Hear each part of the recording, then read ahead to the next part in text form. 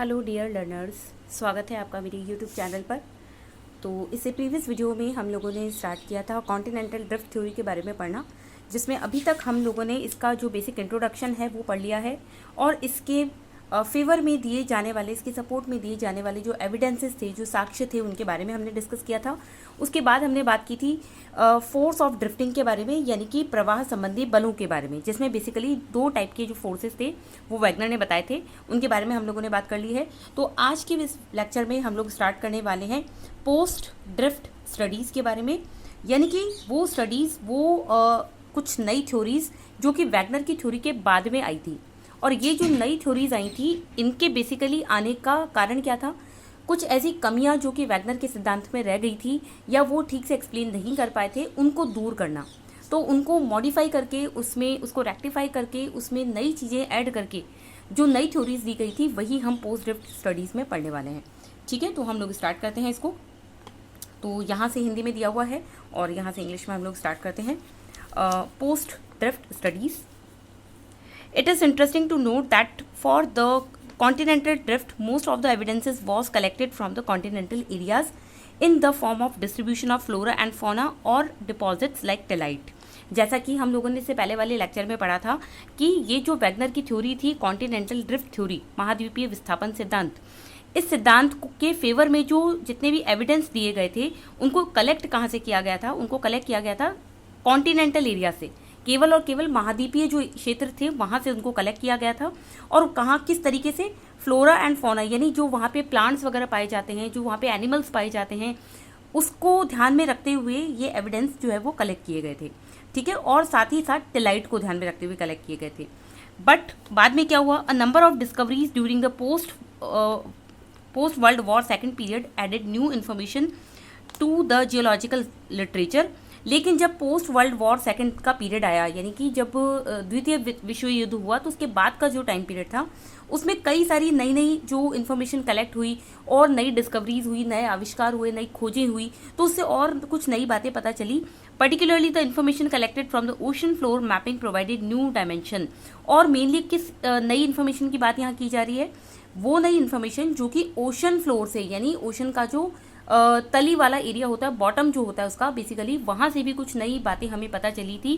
Post world war second के बाद की बात हो रही है, तो उससे भी हमें कई नई जानकारियाँ पता चली। तो अब वो नई जानकारियाँ जो थी वो वैगनर की थ्योरी में तो नहीं बताई गई थी, तो इसलिए ज़रूरी हो चुका था कि अब हम कुछ नई सिद्धांत दें, कुछ नई थ्योरीज लाएं और उन नई थ्योरीज के माध्यम से वो जो नई जानकारियाँ हमें पता चली उनको बताने की कोशिश करें।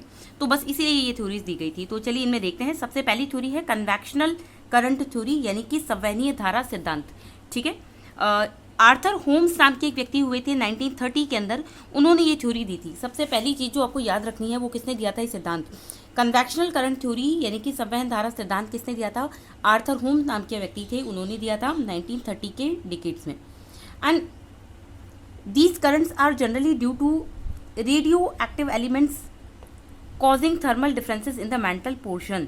और उन्होंने क्या बताया था? उन्होंने ये बताया था कि ये जितने भी ओशन करंट्स, ये जितने भी जो कन्वेक्शनल करंट्स है, बेसिकली उन्होंने बताया था कि जो क्रस्ट, मेंटल एंड कोर, तीन लेयर्स होती है, उसमें से जो मेंटल की लेयर होती है, उस मेंटल वाली लेयर के अंदर बेसिकली कुछ रेडियो एक्टिव एलिमेंट्स पाए जाते हैं, कुछ ऐसे तत्व पाए जाते हैं जो रेडियो एक्टिव एलिमेंट्स होते हैं, जिसकी वजह से कंटिन्यूसली क्या होता है, जो हीट है वो रिलीज होती रहती है, थर्मल डिफरेंसेस जिसकी वजह से देखे जाते हैं। Holmes argued that there exist a system of such currents in the entire mantle portion. उन्होंने कहा था कि पूरी मेंटल लेयर में इस तरह की जो कन्वेक्शनल करंट्स है, जो संवहनीय धाराएं हैं, वो पाई जाती हैं। And this was an attempt to provide an explanation to the issue of force. और ये जो कन्वेक्शनल करंट्स थे, इसके माध्यम से, इसको बेस बना के ये बताया जाने की कोशिश की गई कि जो कॉन्टिनेंटल ड्रिफ्ट कर रहे थे, जो कॉन्टिनेंट्स ड्रिफ्ट कर रहे थे, महाद्वीप जो थे वो एक स्थान से दूसरे स्थान पे शिफ्टिंग कर रहे थे, उसके पीछे जो फोर्सेस बेसिकली जो वैगनर ने बताए थे, जिसको बाद में क्रिटिसाइज भी किया गया था कि भाई जैसे टाइडल फोर्स जो है, ज्वारीय बल, वो इतना सफिशिएंट नहीं है कि एक पूरे के पूरे कॉन्टिनेंट को अपनी जगह से खिसका दे। तो इस तरह की कंट्रोवर्सी को दूर करने के लिए ये एक थ्योरी आई थी, जो कन्वेक्शनल करंट थ्योरी। तो ये जो कन्वेक्शनल करंट्स थे जो होम्स ने बताए थे कि हमारे मेंटल वाली लेयर में पाए जाते हैं, इसको एक कारण बताया गया था, इसको एक फोर्स के तौर पे बताया गया था कि ये एक वो फोर्स है जिसकी वजह से कॉन्टिनेंट शिफ्ट करते हैं अपनी जगह पे। तो आर्थर होम्स ने बेसिकली वैगनर की थ्योरी में करेक्शन करते हुए क्या चीज़ बताई कि जो रेडियो एक्टिव एलिमेंट्स होते हैं मेंटल में पाए जाते हैं, इनकी वजह से कन्वेक्शनल करंट्स रिलीज होती हैं, और वो कन्वेक्शनल करंट्स जो है वही एक कारण बनती है कॉन्टिनेंट्स की शिफ्टिंग का, ड्रिफ्टिंग का। ठीक है, तो ये एक थ्योरी हो गई। इसके बाद में आती है नेक्स्ट सेकंड नंबर चीज़, वो है mapping of the ocean floor, यानी कि महाद्वीपीय अधस्थल का मानचित्रण। ठीक है, यहाँ पे दे रखा है मैपिंग ऑफ ओशन फ्लोर। ये हमें क्या कहता है, देखिए, detailed research of the ocean configuration revealed that the ocean floor is not just a vast plain but it is full of relief. देखिए आगे चल के अभी अब जब हम ओशनोग्राफी वाला पार्ट पढ़ेंगे तो उसमें हम एक चीज़ पढ़ेंगे कि ओशन बॉटम्स के नाम से एक चैप्टर आएगा। वहाँ पे उस ओशन बॉटम वाले चैप्टर में क्या बताया गया है कि जो ओशन का बॉटम होता है, यानी उसकी जो तली होती है, वो एक प्लेन मैदान की तरह नहीं होती है, बल्कि उसमें भी कई अनइवन जो पहाड़ियाँ, माउंटेन्स वगैरह इस तरह की चीज़ें पाई जाती है। Expeditions to map the oceanic floor in the post-World War II period provided a detailed picture of the ocean relief and indicated the existence of submerged mountain ranges as well as deep trenches mostly located closer to the continental margins। और जब ये post world war second period की बात अभी यहाँ पे Arthur Holmes वाली theory में भी की गई थी, तो इन्होंने कहा था कि जो द्वितीय विश्व युद्ध हुआ था तो उसके बाद का जो टाइम पीरियड था उसमें ओशन के बॉटम की जो बहुत अच्छे से स्टडी की गई, तो ये पाया गया कि वहाँ पर तो बहुत ऊंची ऊंची पानी में डूबी हुई माउंटेन रेंजेस भी है, वहाँ पर बहुत गहरी गहरी खाइयाँ भी हैं जिन्हें डीप ट्रेंचेस कहा जाता है, और ये सारे के सारे मेनली कहाँ पाए जाते हैं, कॉन्टिनेंट्स के किनारों पे, उनके मार्जिन्स पे पाए जाते हैं। The mid oceanic ridges were found to be most active in term of volcanic eruption. साथ ही साथ महासागरों के अंदर जो मिडिल पार्ट के अंदर जो रिजेस पाए जाते हैं, यानी कटक पाए जाते हैं, वो एक ऐसा सोर्स होते हैं जहाँ पे सबसे ज़्यादा वॉल्केनिक इरप्शन देखे जाते हैं, यानी ज्वालामुखी उद्गार सबसे ज़्यादा देखे जाते हैं। अब मिड ओशनिक रिज क्या होता है? रिज का मतलब एक सिंपल भाषा में अगर मैं कहूँ तो पानी में डूबी हुई जो माउंटेन रेंज होती है, पर्वत श्रृंखला जो होती है, उसको रिज कह दिया जाता है, और ये ओशन की जनरली मिडिल में ही होती है, उसको मिड ओशनिक रिज कह दिया जाता है, जैसे कि मिड अटलांटिक ओशनिक रिज। फिर आता है next point, the dating of the rocks from the oceanic crust revealed that the fact they are much younger than the continental areas. और जो मैंने आपको रेटिंग के बारे में बात बताई थी आगे, जो हमने पढ़ा था कि एक जो डेटिंग वाली वो एक मेथड होता है जिससे हम रॉक्स की जो एज है उसको पता कर लेते हैं, उस डेटिंग मेथड से ये पता चल पाया कि ये जो जितने भी ओशन बॉटम रिलीफ फीचर्स है ये कॉन्टिनेंट से काफ़ी ज़्यादा नए हैं, younger than the continental areas. Rocks are either side of the crest of the oceanic ridges and having equal distant location from the crest were found to have remarkable similarities both in term of their constituents and their age। यानी कि इस line का मतलब क्या हुआ? इसका मतलब ये हुआ कि जितने भी ये जो बॉटम है, महासागरों के बॉटम के अंदर जितनी भी जो चट्टानें पाई जा रही हैं वो एक्चुअली जो कॉन्टिनेंट्स के ऊपर पाई जाने वाली चट्टानें उससे काफ़ी नई है, यानी कि ओशन में पाई जाने वाली चट्टानें कॉन्टिनेंट के ऊपर पाई जाने वाली चट्टानों से काफ़ी नई मानी गई, क्योंकि जब डेटिंग मेथड से उनकी एज का पता लगाया गया तो हमें ये पता चला। और साथ ही साथ ये देखा गया कि कहीं पे अगर कोई रिज बना हुआ है, यानी रिज यानी कि जो पानी में डूबी हुई अगर कोई माउंटेन रेंज है, सपोज ये कोई माउंटेन रेंज है, इस माउंटेन रेंज का ये वाला जो पार्ट है और ये वाला जो पार्ट है, तो दोनों तरफ की जो चट्टानें हैं वो इस माउंटेन रेंज से बराबर दूरी पे है। अगर ये इतनी दूरी पे तो ये भी इतनी ही दूरी पे, तो बराबर दूरी के ऊपर वो चट्टानें पाई जाती है। साथ में उनकी जो एज है, उनका जो कॉम्पोजिशन है, उनकी जो संरचना है, वो भी सब कुछ एक जैसी है। ठीक है, तो ये जो बात थी वो किस में बताई गई थी? Mapping of the ocean floor में बताई गई थी।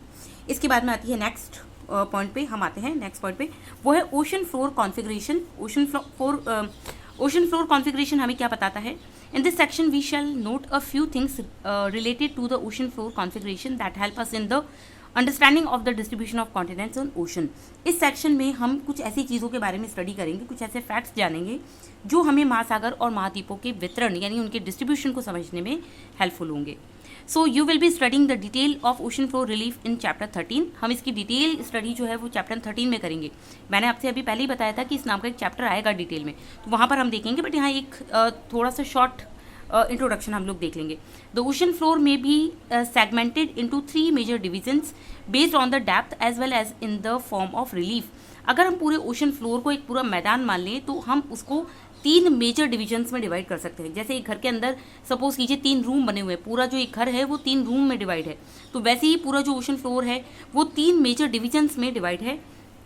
और ये तीनों डिविजन्स कौन कौन से हैं? एक है कॉन्टिनेंटल मार्जिन्स, कॉन्टिनेंटल मार्जिन यानी महाद्वीपीय सीमा, फिर आता है डीप सी बेसिन्स यानी कि गहरे समुद्री बेसिन, और लास्ट थर्ड आता है मिड ओशनिक रिजेस। ये तीनों नाम आपको बहुत अच्छे तरीके से याद रखने हैं क्योंकि क्वेश्चन पूछा जा सकता है। तो कौन कौन से 3 हो गए? Continental margins, deep sea basins and mid oceanic ridges, ये बताए गए थे 3 मेजर डिविजन्स। ठीक है, अब हम आगे बात करते हैं। सबसे पहले बात करते हैं कॉन्टिनेंटल मार्जिन के बारे में। इससे पहले हम आगे बढ़ें, मैं आपको अपने नोट से कुछ चीज़ें दिखा देती हूँ। आप यहाँ देख सकते हैं ओशन फ्लोर कॉन्फ़िगरेशन जो है उसको हम डिवाइड कर सकते हैं 3 कैटेगरीज में, जैसा अभी मैंने आपको यहाँ पे बताया। एक है कॉन्टिनेंटल मार्जिन। ये कॉन्टिनेंटल मार्जिन जो है इसमें हम 4 पार्ट्स को रखते हैं।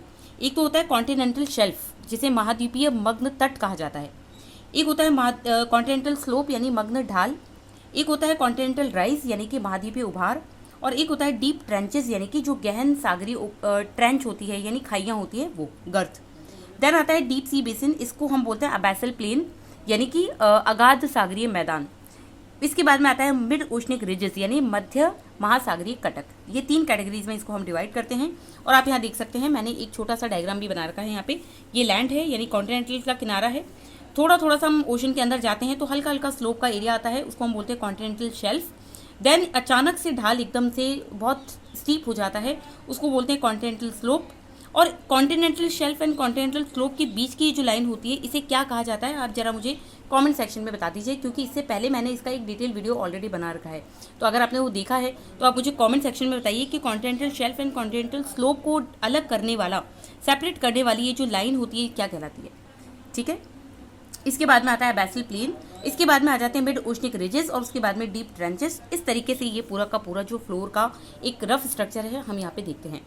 तो चलिए आज के लिए इतना काफ़ी है, हम लोग इसके बारे में डिटेल में बात करेंगे अपने नेक्स्ट वीडियो में। तब तक के लिए अच्छे से पढ़ते रहिए, रिवाइज करते रहिए चीज़ों को, और जो है अपना खूब अच्छे से ख्याल भी रखिए क्योंकि गर्मी भी बहुत ज़्यादा है। बट अपनी पढ़ाई में किसी तरह की कमी मत आने दीजिए, किसी भी तरह का एक्सक्यूज़ बीच में नहीं आना चाहिए। ठीक है, तो मिलते हैं अपने नेक्स्ट लेक्चर में, तब तक के लिए थैंक यू।